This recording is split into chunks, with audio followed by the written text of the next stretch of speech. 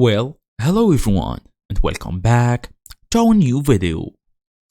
So you have been probably asking yourself on how to actually change the Shopify theme in 2026. So in today's small tutorial, we're really gonna show on how to actually do so. Fast and easy as usual, let's get started. Well, first we're gonna go all the way to open your favorite browser, make sure you are fully connected to the internet as well.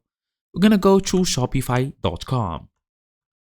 Just go all the way, tap on shopify.com. You will be able to see this new window where you should usually just log in using your email address and password. After this, we're gonna go basically to our online store as you see here. We have our profile, our info, our online store, home orders, products, and even more.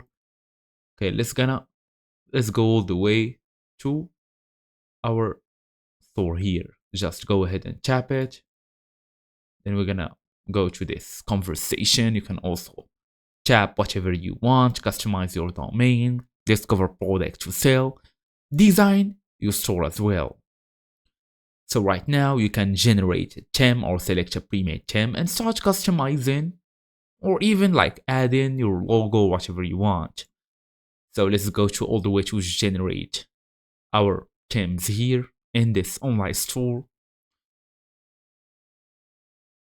They're gonna show you your current one.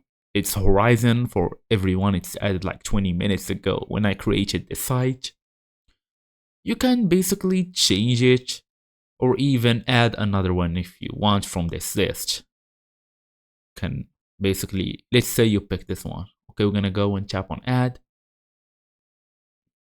They're gonna tell you installing theme. You can even edit it if you want by tapping on edit. So now you will be able to basically change whatever is here, the product, the prices and everything. When you are fully done, you're gonna go all the way and tap on save. And that's basically it. That's the main idea. So thank you all for watching and I will see you in the next video.